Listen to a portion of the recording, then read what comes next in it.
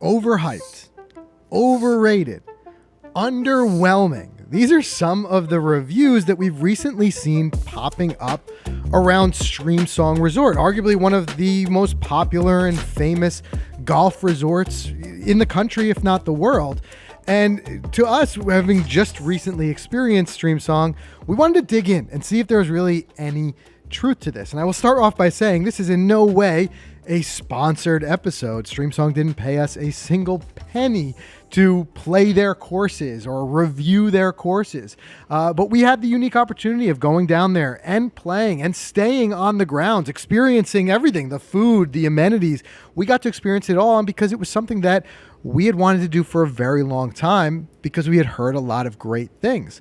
So it made us really wonder, like, how much of this is true? If you're planning your own possible trip to Streamsong, if you're concerned in any way that some of these reviews that you've seen is something that you need to be concerned about, let's find out. Let's dig in. So today we're going to talk about our experience. We're going to talk about what, the amenities were like, talking about getting there. Some people say it's so remote and it's so distant and hard to get to. Is that true? Is that a reality? And speaking from someone who's experienced it, we're going to dig into it. We're going to talk about all the courses. We played every single one of them, good, bad, whatever it may be. The food too. Yeah. Food is something that people talk a lot about. Really, truly, is it what some of these reviews said? And we'll even read some of the reviews. Oh, yeah. To really show you guys where we're coming They're from. colorful. So we've got quite a bit to dig into. Before we do, of course, we want to thank this episode's sponsor, Titleist. And in the pursuit of speed and playable distance, Titleist engineers have developed a new material construction that unlocks the next generation of driving excellence. The new GT Driver Series represents the biggest technological leap ever in Titleist driver design. And as we said here before on the show, Mike and I, we had the opportunity recently to go out to TPI and try out the new Titleist driver heads. I got fit into the GT2, which just gives me tons of speed and forgiveness across the face. And Mike has the GT3, which has been a great fit for him, being able to dial those weights in. So it really comes down to fitting the right head for you across the board. Incredible performance gains. So go to Titleist.com, make sure you find a fitter near you, and experience them for yourselves. But Mike, you ready to talk about Streamsong? I am. Well, we travel to TPI. We travel. Clearly, we travel a lot, right? So That's right. We're the guys to talk about golf trips. And guys, the podcast. If you just discovered us here on this show, this is just one of our platforms. I mean, we have the main channel, Golficity. We've been doing that for 12 years, and in those pursuits and the stuff that we do, we travel a lot. So we got to go to a lot of cool places. And even on this show, we'll come back here and we'll break it down. We broke down Myrtle. We just recently broke down Cabot, Cape Breton. Right. Incredible golf trip of a lifetime. If you haven't listened to that episode, go back and even go hop over to the other channel and watch the actual on-course videos of it, because, guys, it was some of the most beautiful golf and some of the best food and stuff that we've ever experienced. So we did that previous in the year with Streamsong. We spent 4 days there, man, and it was a lot of fun. It really was. Yeah. And that's where I want to walk this line. I really want to remain unbiased. Which is why I'm saying and telling you guys straight up front, this is our own opinions. This is not a sponsored video, in no way sponsored podcast. We didn't get paid a dime for this. Mm-hmm. It's hard sometimes when you truly do have an opinion where you enjoy something, right? Mm-hmm. But you're trying to be unbiased and see where some people are coming from in some of their opinions as well. Mm-hmm. In some cases, though, I think some might have just been a little bit too harsh, or some maybe even possibly confusing. So before we dive into our own experience, I wanted to read this one review that was kind of indicative of that. And, nothing against William from Yelp, but I kind of got confused by this. Maybe you guys will too. Let me read William's review. So he said, just golfed the blue course. Very nice course. No complaints. However, it was $399. Plus, we didn't bring clubs, $99. So just paid $500 for a round of flat golf. Number 7 was badass, but that's it. Are you kidding me? $500 to golf a subpar golf course? Anyone that raves this price is out of their mind. What a ripoff. And we got a caddy. Another $75 each. Caddy was worth it. He rocked. I got to tell you there, William, I was on a bit of an emotional roller coaster. It was. Because I get it. And this is where people will say, like, the price, right? Okay, the price. And that's going to come up. We're going to talk about price. We're going to kind of break that down as well. But, saying very nice course, no complaints, raving about the 7th hole, but then at the same time complaining about it. And this is where I want to dispel it, because I think, these trips, these buddies golf trips that we love to take are expensive, and you want to make sure you're spending your money in the right place. So when you see something like that, it can be confusing. So let's kind of get into it. Like I said, there are other reviews like that out there, and I think it's one of those indications, like with the internet, like whatever you look for, you can find. You can find people who hate it, you can find people who love it.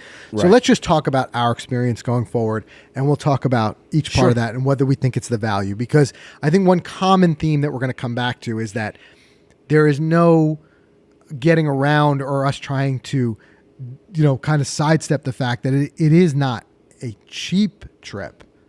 Right. No, it's not cheap. It's not. But on the same token, there's a certain degree where you have to be realistic and realize we're talking about playing some of the highest ranked courses in the country. Yep. And I think we all know those now come with a price tag. Especially resort golf comes with a premium. Remember that. Exactly. Yes. And I think at this point, almost all golf comes with a premium. At this point, with how busy golf has gotten, you're playing local public courses and you're paying $100. Yeah. So I think there's a certain caveat to that we have to kind of look into. But that's just what people want. I feel they go on these trips. Like we're going to Myrtle in a couple weeks, right? Yeah. And the courses that we're playing, they're all public. I think almost all courses down there are public. It's a popular golf trip. And we looked at the tee times and the prices, and they're about $120.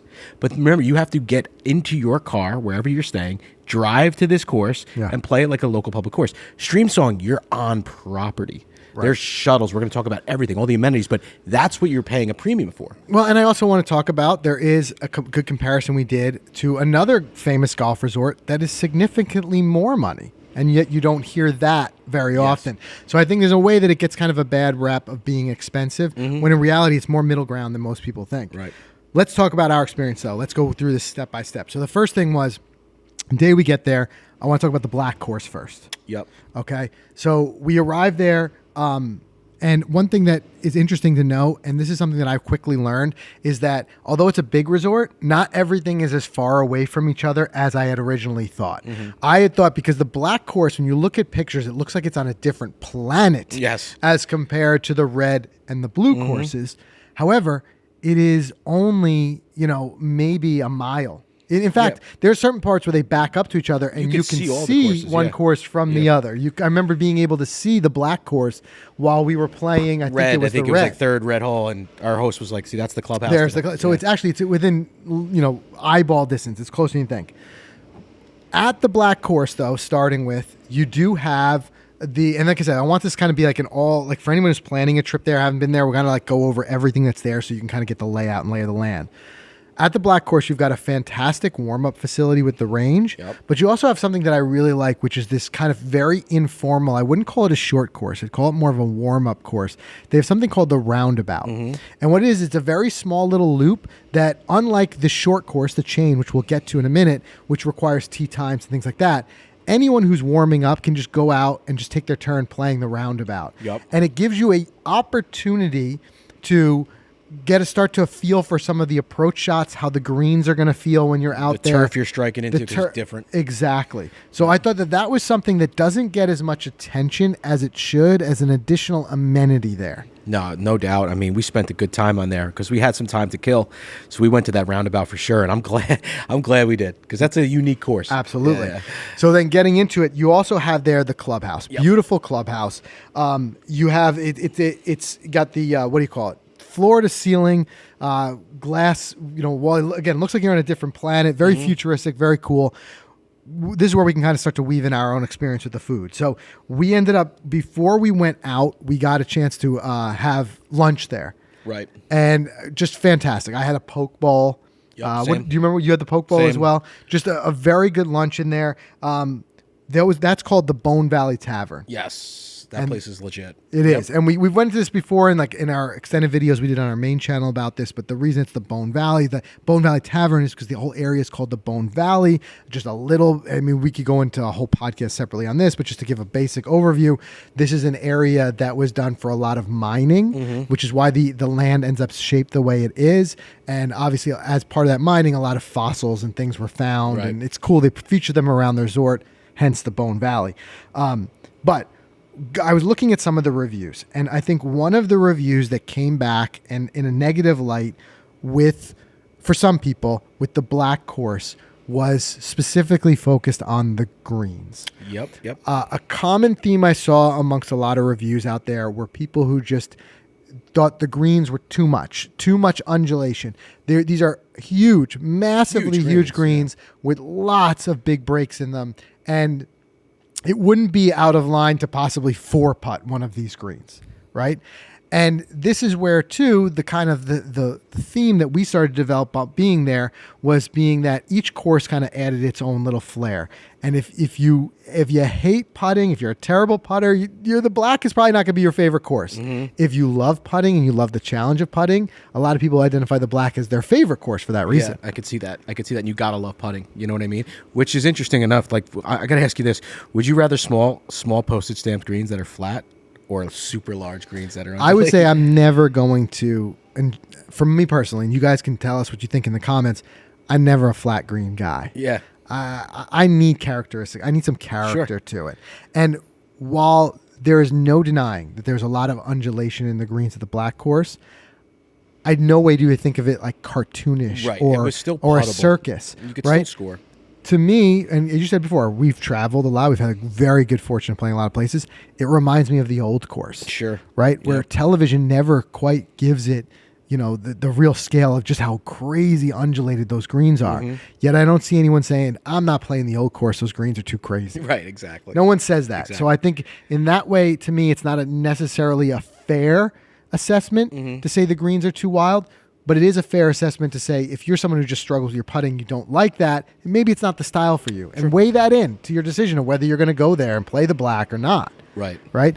But the black does get a lot of the eyeballs. It's the famous shots you'll see on Instagram that it looks like a sand pit. It looks like you're on Mars. It's got the big steel windmill by the ninth hole over there. So there are some characteristics of that. We've seen black. Yeah. And like, oh, I know that course. But, so it has a little bit of popularity. The reality, though, is for as challenging as it is, it's also surprisingly scoreable. Yeah. Right? And especially if you rely on your caddy to help you with the greens and the green reading, it's a par 73. You have 5 par 5s. You have 5 really decent scoring opportunities out there. Right. And there's a lot of people who like it for that reason, that it's still, at the end of the day, you can only push some of these resort courses so far as far as difficulty. If you play the right tee box, you can score there. Sure. That's the other thing I want to mention, though, caddies. Speaking of caddies, another theme that I did see that was popping up in some of the reviews, we were reading the negative reviews, was some people complaining about the caddies and the caddies experience.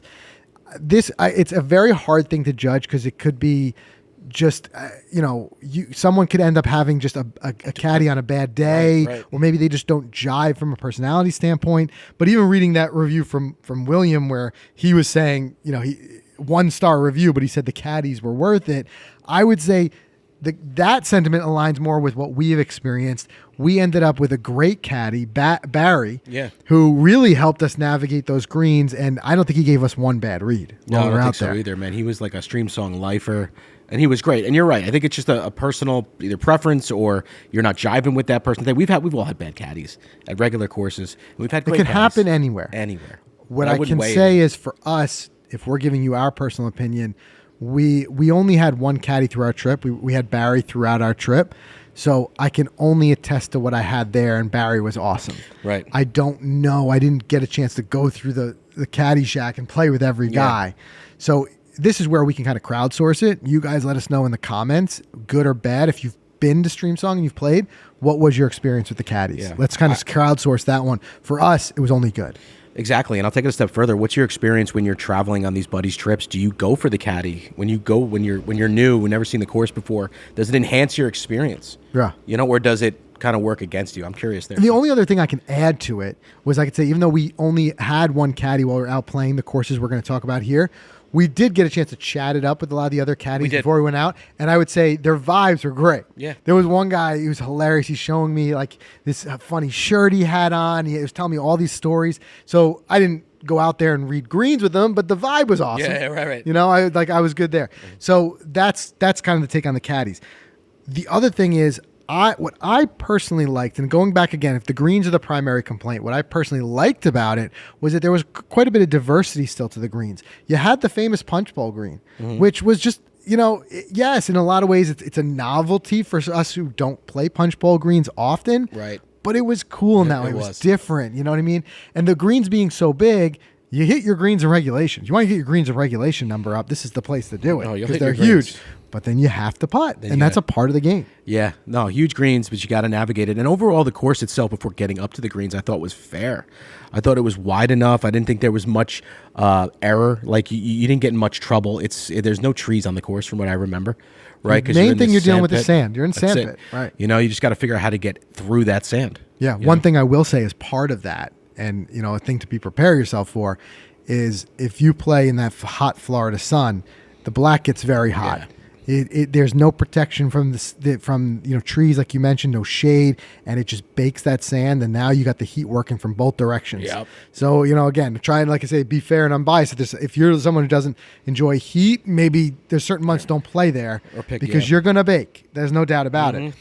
Before we move on to the other courses, I want to also keep addressing all those different amenities, the food. Yes. So on the black course, if you want to call it a halfway house or whatever it's called there, it's called the Tin Can. Yes. And each place we kind of like, when we're exploring these courses for the first time, we like to just ask, like, what would you recommend? What's the recommended thing to eat? We want to eat what they kind of like, what the locals recommend. Of course. And we were highly recommended the Cuban sandwich. Yeah. Everyone said you have to eat the Cuban.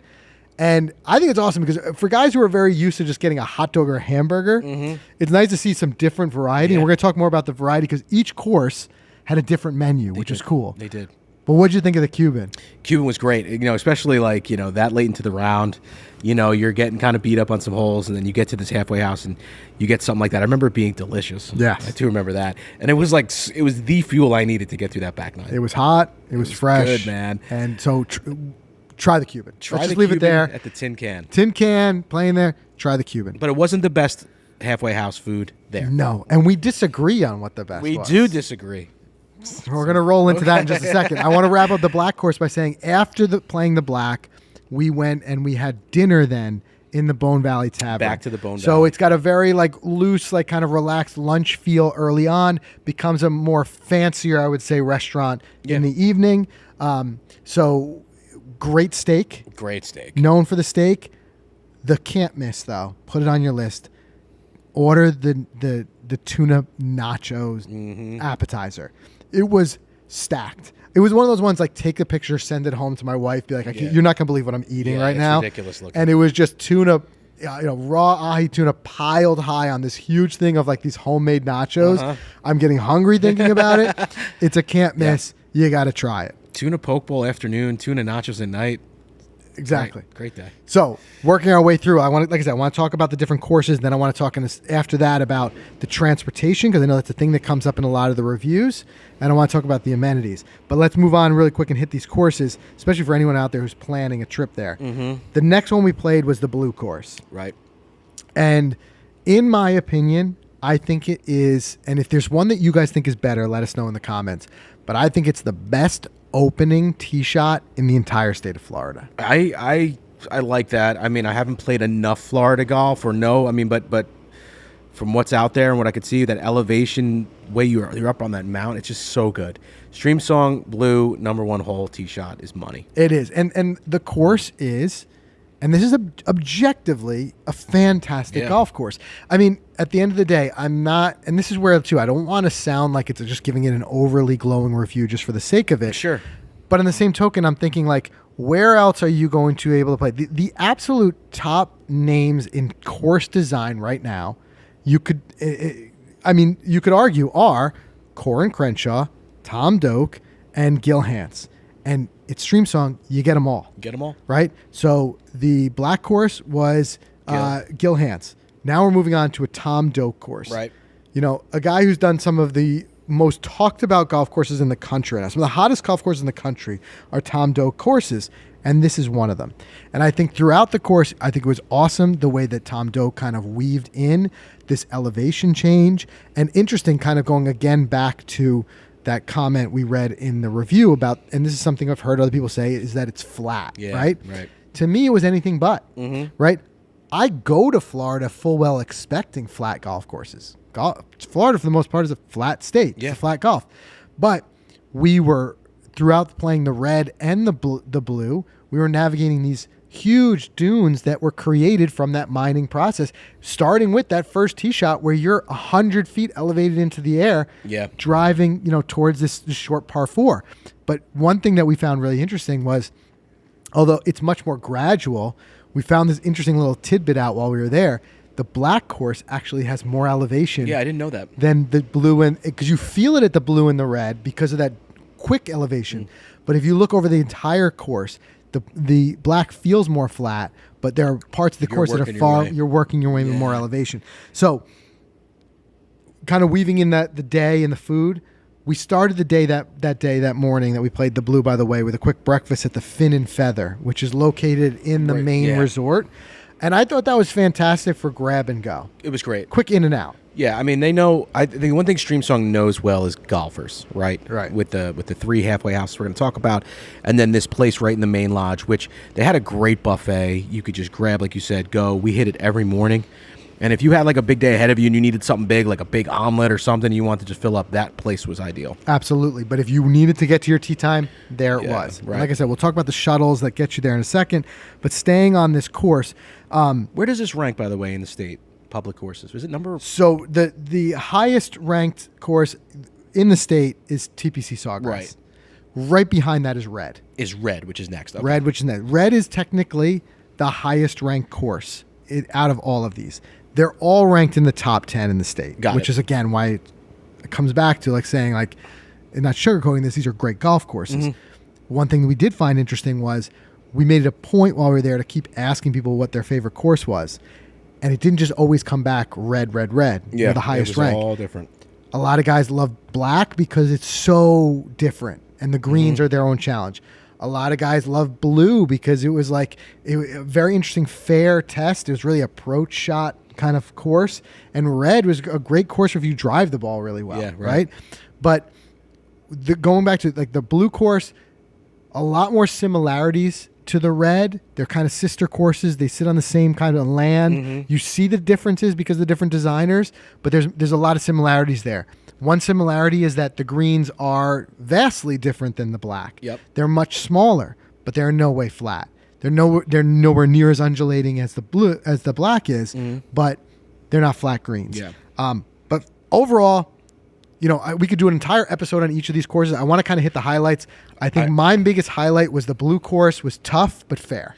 Tough but fair. I agree with that, and I also believe that it held the best golf hole of the 3 courses on property. Number 7. It was just a par 3 that, talk about elevation. Even when you're on the first tee box looking at the first hole, if you just turn around, you can see 7 behind you in the clubhouse, and you see what's ahead. And just to describe it really quickly without any visuals, if you're listening to this, it's a par 3 over the water with an amazing walking bridge to this green that's kind of tucked inside this canyon valley or something of mountains there. It's just something you don't normally see in the state of Florida. I would say if the entire course, I'm sorry, not the entire course, the entire resort had a signature hole, I would argue that that's it. Yeah. The only one that I think can contend with it might be the Punch Bowl on Black. And the reason I say that is because when you envision Streamsong, because of the social share pictures you've seen, because of just wherever you've seen the imagery, number 7 on blue is probably the most photographed out of every hole. It's why everyone envisions. That's why I call it the signature. Definitely. Right behind that might be the Punch Bowl because you also have the windmill right behind it. That's one of those kind of visual points that you just know it's Streamsong. Right. Yep. I agree. I agree. And I think it's a course that's worth playing for that hole alone. It's a fantastic hole, but there's a lot of great holes. It's Tom Doak. What more can be said? Also weaving in the food again. The tacos, I'll let you take it away because it's your spot. All right. So just like what's your favorite course at Streamsong, people are always arguing what's your favorite halfway house. And it's a fight between the taco stand on blue, the barbecue shack on red, which we'll get to, and then, of course, the tin can where we had the Cuban. I love the taco shack, especially since everyone was hyping it before we got there. It was kind of on my mind saying, where's this taco shack? We played it in the morning. We think we were making the turn where the shack is. Right around 10 a.m. or so. So it was breakfast going on early lunch. Yeah. So what's cool about them is they had breakfast tacos with eggs in them and stuff. And then they had your regular pulled pork and all your beef tacos. They had them all. And let me tell you something different. We don't get tacos at the turn here.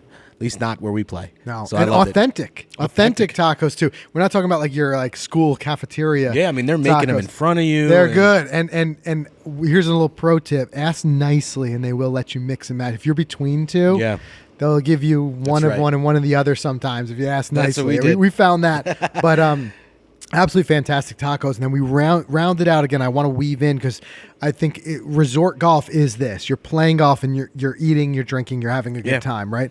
So weaving into that day, we finished our round with dinner at Pub 59, which is located, and this is important just to kind of, if you haven't been there before, to get the layout. The blue and the red courses share a clubhouse. Yes. And in that clubhouse, they have Pub 59. Interestingly, too, above that, they've got like what's called the Clubhouse Experience, where you can rent out, I think there's 12 rooms there, and you basically have the clubhouse to yourself, which is like an epic way to do a bachelor party, if you ask me. But that was the original place before the main lodge was built, Streamsong. That was the only place you could stay. Yeah. But now that's an additional clubhouse. You've got the Pub 59 there. Again, great pub food. French fries were cool. They had like 5 different types of French fries you could get there. The fry basket, yeah. And then, or you can mix them up. If you weren't sure, like curly fries, sweet potato fries. If you weren't sure, like just give me all of them. But great spot for a drink. Great spot for some food after your round. I would say more pub feel, less of than like the more premium steakhouse feel of the Bone Valley Tavern. This is where you have like that pub feel. Grab a beer, grab a drink, and then there's a hole that you can see out there, which is like this. It's an extra hole. Like if you were at a tied match into 18 on either blue or on red, there's a half of a hole there that you can settle it with. Yeah. And they have some lights there, and at night it just looks beautiful. They've thought of everything. So I would say Pub 59, really cool.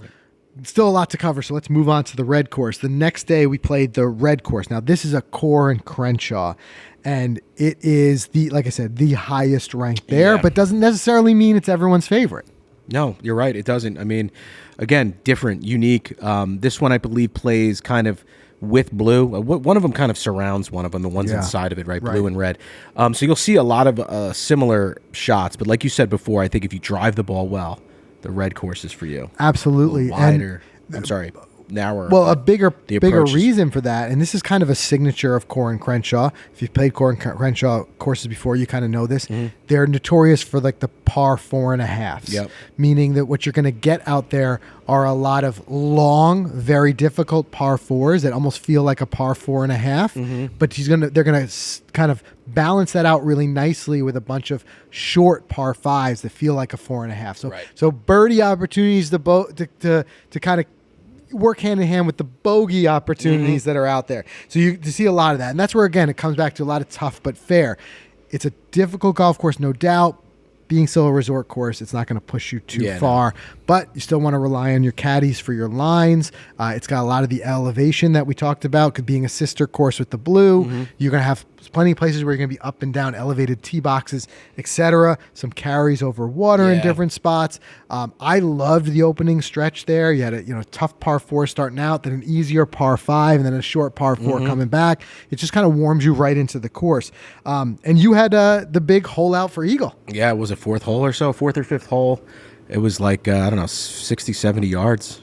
It was funny. It was a great moment because I go, Barry, I'm gonna do the bump and run because I don't trust a short wedge from these tight lies. And he just looks at me and goes, hey, whatever you're comfortable with. And I ended up just bump and run, saw the thing trickle, just drift all the way down the hole and drop. It was a good moment. And it was proof there that although this is obviously not what I would consider true links golf, it's not flat. It's contoured enough that you can play contours there. Right. And that's exactly what your ball did. You played the contours, kind of running it up and into the hole. Yeah, it was cool. But I would say visually stunning course, beautiful mix of fantastic par 3s. And like I said, those par 4.5 type of style holes, which really give you plenty of scoring opportunities and just kind of keep you guessing. But there's undoubtedly plenty of spots there to take out your phone, take some great pictures. 7 tee box. Walking up to that tee box. How cool was that? And then the fantastic Barrett's green, which I would consider that the signature hole. Yep. What number was that? That was 16 there? I'm trying to play it back in my mind. I think it was 16, then you finished 17, 18. Yeah. Unbelievable hole.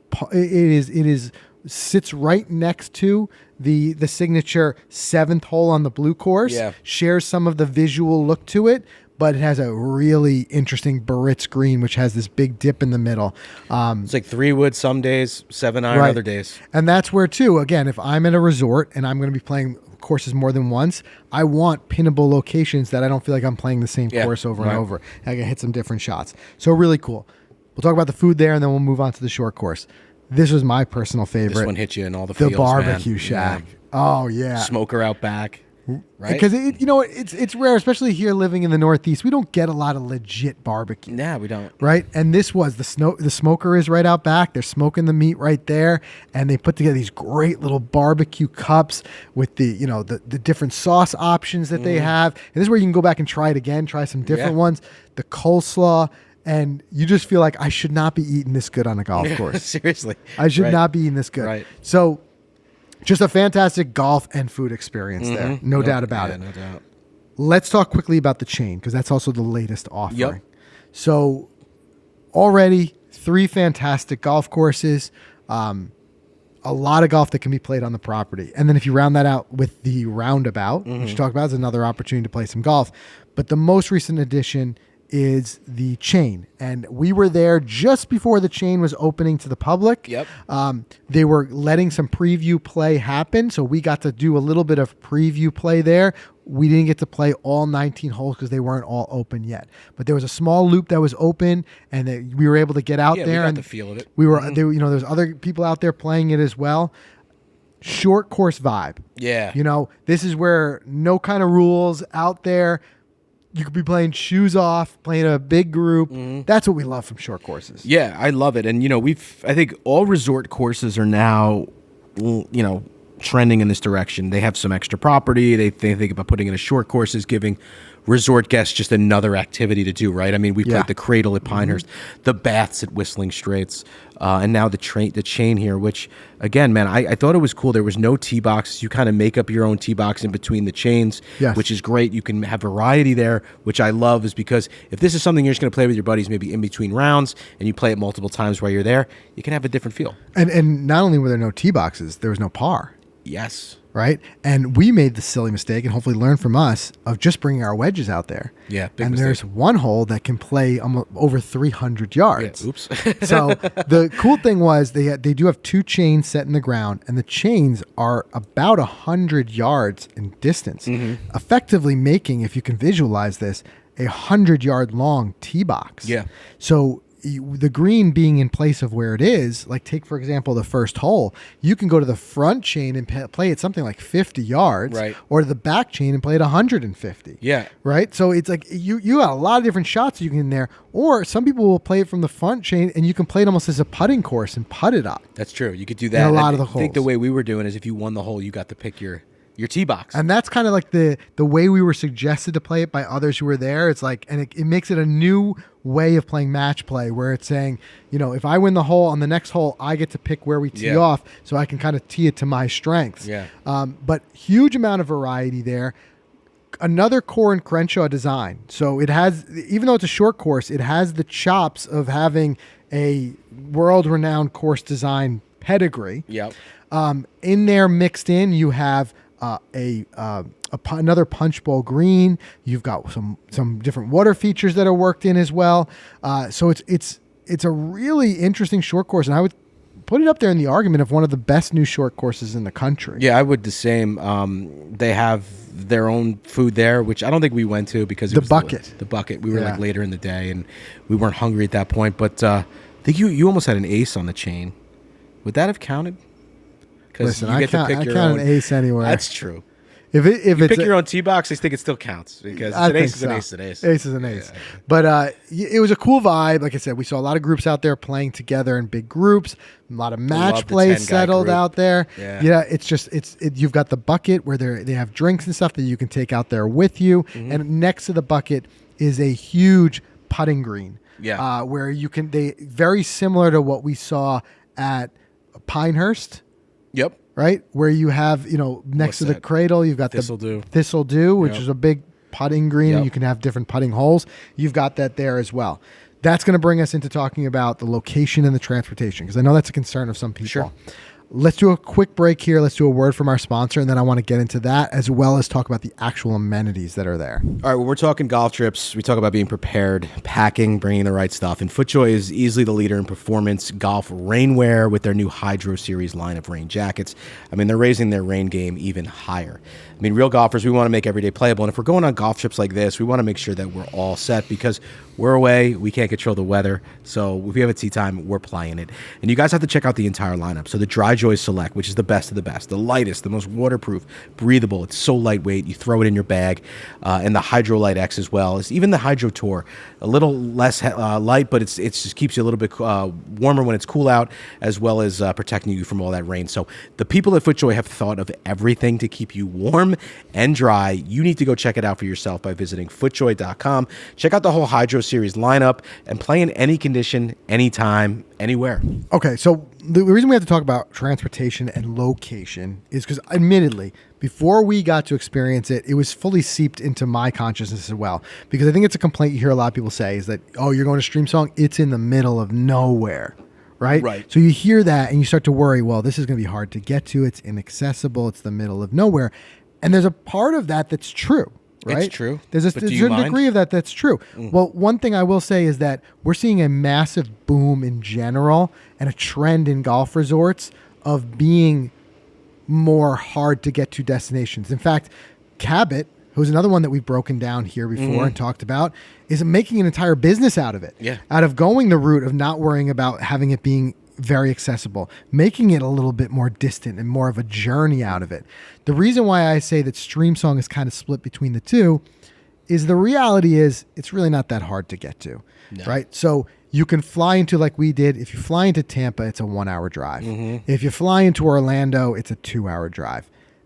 In the grand scheme of things, it's not much. No. It's not like when we went to Cabot, granted, it was a shorter flight, but then it was a 3 hour drive.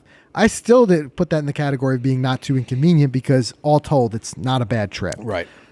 The reason why people feel this way about it being so distant and so removed is the last leg of the trip. The last about half hour driving in the car, let's say you're going from Tampa, right?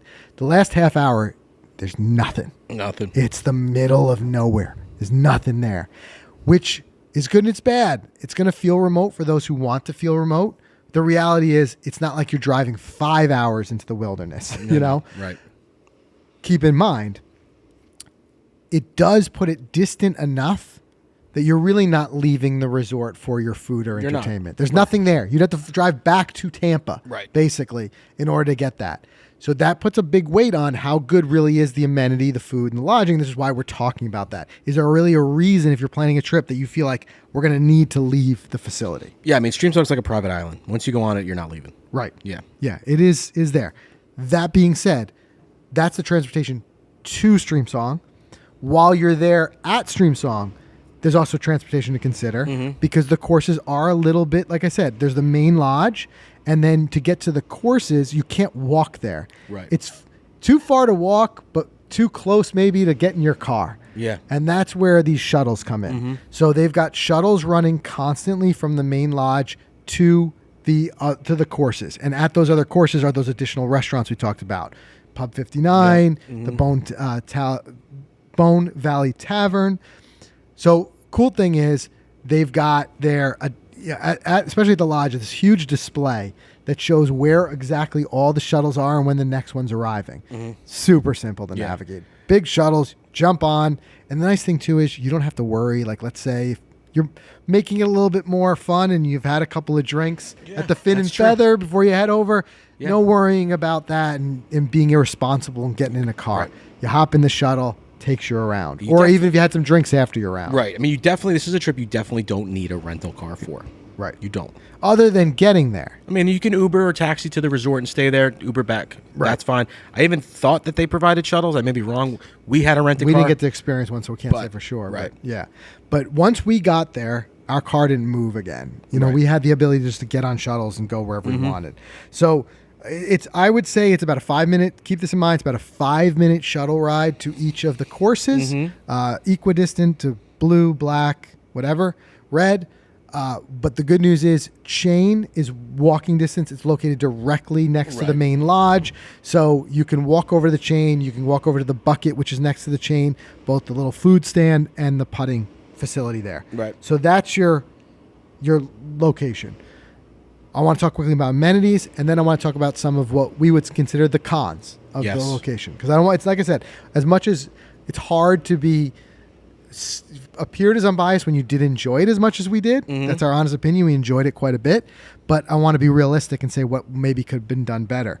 So lodging, we both stayed in the main lodge. We didn't get the full, what do you call it? Clubhouse experience. So I don't know what the rooms are like over there. It's big dollar if you want to do it that way. Big time. The rooms, though, really weren't too bad. And I want to talk about the price as far as that goes in a second. But pricing wasn't too bad. The rooms themselves, I thought were fantastic. I did too. They didn't feel like just your traditional hotel room. They had character to them. They did. They were unique. Two big parts of that character for me. The floor-to-ceiling glass, where you could look out. Those panels and that open. Yep, they had these huge panels that would open like levers to let either all or none of the light in. So if you need your privacy, or if it's at nighttime, whatever you want to close the shades, you can. But you can open them, and it looks out. You can see so much of the resort from that height. Yeah. And I think it was a really cool looking vibe. Also, the way the rooms were laid out, you had this dual-sided television with this really cool seating area. Because I would imagine you're going there on, like, let's say, on a buddies trip. There's gonna be times when you're between rounds, you might hang out in the room. You have plenty of space in these rooms, even these single occupancy rooms, for guys to come over, big couch, chill out on, watch TV, and then on the other side of that, you had the big king size bed and the TV on the other side. Massive bathroom.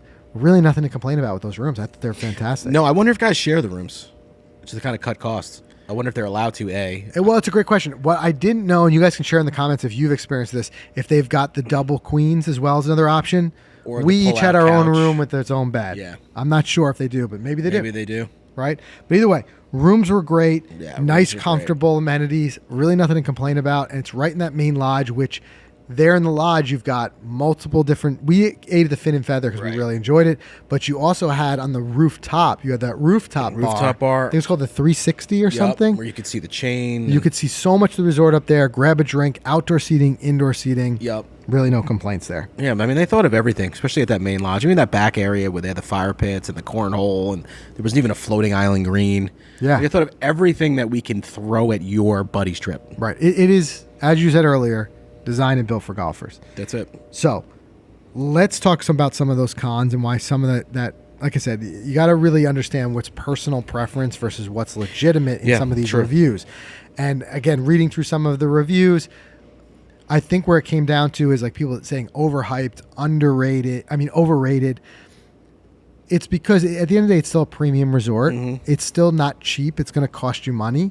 And I think there's a certain degree, if it's not your style of golf, that maybe you could feel like personally it's overhyped for you, or overrated for you, or maybe even some of us, let's be honest, us as golfers can be a little tainted and biased at our reviews if we just don't play particularly well. Yep. And now we're frustrated, spent money, I didn't play well. Maybe who's that really boiled down to? Who's that exactly. on? Is the kind of the thing that it comes down to. But I would say it's in the middle level of con. How big and how important this is it's a legitimate argument to make that it feels like it's in the middle of nowhere. Yeah. So even though, like I said, it's a weird thing to say. It's not hard to get to, but it's kind of in the middle of nowhere. Like I said, for us coming from New York, 2-hour flight to Tampa, 1-hour drive, we're there. We're there in 3 hours. Simple. But when you're on the facility, there really is nothing outside of it. Like if you really had your mind set on going out to a restaurant or a bar that wasn't part of the resort, kind of get your mind off it. There's nothing there. Absolutely. I mean, there's the other people at Streamsong are other golfers on golf trips. Yeah. Majority of them are just guys, buddies. They're just hanging out. I don't think many guys down in Streamsong are looking for the dance club nightlife that they need to drive back up to Tampa. And if you told me, like, hey, you guys are going to go on a buddies trip, how about I drop you off on a private island with 4 golf courses? Would you be okay? I'd be like, I'd be fine with that. Right. Because that's kind of what it feels like. You don't need to go anywhere. Whereas, like I said before, with Myrtle Beach, the difference is, in personal preferences, is how you go ahead and planning that trip. If I'm going to plan a Myrtle Beach trip, now I got to identify out of 90 courses. I got to find restaurants in the town. I got to do all that. But in this place, it's got it all right there, which leans heavily to some people saying, I like when it's easy, it's all resort. I'm willing to pay $3.99 a night for a room instead of $1.99 a night for a room because of all that. Right. And the thing is, we've got a big Myrtle Beach trip of our own, a second time headed down there just in a couple of weeks. We'll do an entire breakdown of that one too, because there's also personal preference. The con to what you're saying, and the other side of that is some people are going to say, well, what I like about Myrtle Beach is that there's also the beach. Yeah. There is hundreds of restaurants. I can go these other places where I can't do that at Streamsong. So what I do think Streamsong has done a fantastic job is providing a lot of different variety in the offerings of bars and restaurants on site. Yep. But that's kind of, you know, so that way you don't have to leave for food. But there isn't necessarily, if you're a big either beach guy, like I want to go to play golf in the morning and then go to the beach in the afternoon. That you don't have at Streamsong. You do have it some other places. Or if you're a big nightlife guy, I like to go out to the clubs, go partying, whatever. You don't really have that either. Right. So there is a degree of consideration to be given to the fact that it is true that there's nothing else really near it. Yeah, right. As easy as it is to get to, it is. You know, it's a walks this fine line between distant and close. You just got to weigh that into your planning. Like when you're sitting down with the group, you're like, guys, I want you to let you know, it's got great golf, great food, everything's convenient. Yep. But that's all you get. Right. If that's all you want, then great. It's great. So with that said, let's talk about this price. Yeah. One thing, we kind of looked it up. We wanted to compare like the same time period, right? Sure. Like kind of like the same March, April, which is kind of peak for down because south. down south in that area, like it can get really hot in summers. The price can drop, and then the winter you could get a little cool, you know, at times. So kind of all these prices that we're going to talk about here are kind of in that April-ish kind of peak best time to go. So that's when we Streamsong weeknight stay in the lodge like we did. For a weeknight. Now, all these numbers, we're going to just compare weeknights because it'll go up for all of them universally on the weekends. Yeah. But if you're going the middle of the week, buddy's golf trip, whatever, you're looking at about $375 a night for the weeknight stay at Streamsong. Not cheap. Nope. I get it, right? Like you said, if we're putting together more of a budget trip and we were going somewhere and we were going to kind of book our own hotel, not staying at the golf resort, all those type of things, there's trade-offs. It's less expensive, but less amenities. You're not staying at the golf course, right? But interestingly, we looked at the same time period, another place we absolutely love, and if you guys want, we can do a full breakdown like this. We've done a few, but we've been there since again, and we could do it again. It's Pinehurst. Love Pinehurst. Yeah. But you're going to pay there too. You stay at the Carolina, you're looking at about $430 for a weeknight stay. Absolutely. Weeknight stay, not weekend. Sorry, weeknight stay. Weeknight. Apples to apples, same time period. You're paying almost $100 more per night at Pinehurst. And I remember the Carolina buffet was not cheap. I remember it was like $100 or $80-something for the two of us. When the bill came. Right. It was $40 or $50 a man. Like who eats that much? Right. You know? But again, that's where it's like, it's hard to sometimes quantify and weigh the value of the expense and the price because you're paying for what you get. Exactly. Like, I don't think there's anyone who's ever made the claim that Streamsong was the value or budget golf trip. No. It's more so like and this is the sentiment that I think that we look through the lens of buddies golf trips with is like, if I'm going to do it and spend the money, I want to make sure that it's worth it. Right. And that was our experience here. See, going in the other direction too, another place that we've got the experience of it, it was phenomenal. The amenities, Sea Island, Georgia. That was like the top. Oh my God! So we stayed there, and that was $800 a night. It was $800 to $1,000 a night. It Now, went granted, up to $1,000 on the we weekend. were put up by Lexus. That was a whole different thing. Thankfully, that one did not come out of our pocket. Didn't come out of our pocket. It would be tough for me to digest that. Yes, $800 a night. I think there's certain golf resorts that are out there that when money is no longer a consideration for you, it's a no-brainer. Yep. But for guys who are like maybe on a budget or you're putting together a golf trip where there's guys of different spending abilities. Yeah. Some guys might be like, that's out of my reach. Right. So, but I just want to put it out there just being like, maybe dispel rumors that Streamsong is like the most expensive, because it's technically, in this way, it's even cheaper than Pinehurst is. Right. So there's something to expect there. It's you're going to spend your money, but in our own personal experience, like I said, let's crowdsource this. Let's make this a resource. Put in the comments below your own experiences with Streamsong. Is there the off chance that you and I just caught the place on a phenomenal week and it was just great all around?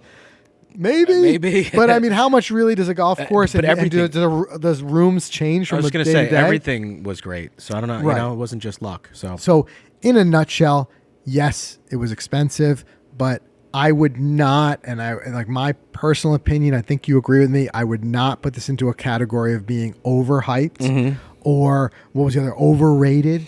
I would not say that. I think for us, in a lot of ways, Streamsong lived up to the hype, lived up to the rating. You're talking about 3 of the highest rated golf courses in the state of Florida and 3 that consistently rank in the top 100 golf courses you can play in the entire country. Built by the greatest architects that are currently living. Right. And all were in fantastic condition. Again, summing it up, our caddy was great. We didn't get to see every caddy, but the caddies we did experience were great. I like the diversity of the golf. Playing the black was playing like in a totally different planet than playing the blue and the red. But they all had something to offer. I never felt like I wanted more out of it. I felt like rounding that out with the chain and the short course. I feel like for a nice 3-day trip, it was phenomenal. And I think if you wanted to build an even bigger trip, I'll leave you guys with this. If you want, and I said this when we were originally down there and we got to experience it. This is your epic itinerary. This is my epic itinerary. It's a good one. Take note. You want a 7-day trip to blow your mind, right? And just play a lot of golf. All the best golf almost in Florida, except maybe for TPC Sawgrass on the other side of the state. Fly into Tampa. You drive the hour to Streamsong. You stay there for 2 or 3 nights, depending if you want to play 36 or 18 a day. Play all the courses at Streamsong. Knock those 3 courses off your bucket list of the best public golf course you can play. Play the short course. Then drive over to Cabot Citrus Farm, which just opened up. Knock off, now with the Roost being open, 2 more top golf courses. 2 other shorter courses. In the Carew and the Roost. Plus there you've got the Wedge. And you've got, what's the other short course name? The Squeeze. The Squeeze and the Wedge. Those gorgeous cottage cabins they just built. Now you're talking about, and Cabot Citrus Farm is also just an hour from Tampa. In the other direction. In the so other you might direction. be going 2 hours north, now you have whatever. 1 2-hour drive, but you're staying in the Tampa area. You're flying in and out of Tampa, and you're getting to knock off. And if you're those ball collectors and you want those logos on your shelves, you're going to have Streamsong black, red, and blue, as well as Cabot Citrus Farm's Carew, Roost. Man, you've made a lineup of memorable stuff you'll never forget. No doubt. So that's my pro tip. That's our personal, unbiased, albeit glowing because we had a great time, review of Streamsong. I think those reviews of saying that it's overrated are unfounded in my opinion. We want to hear your opinion though. Share them in the comments, subscribe, and we'll see you in the next one.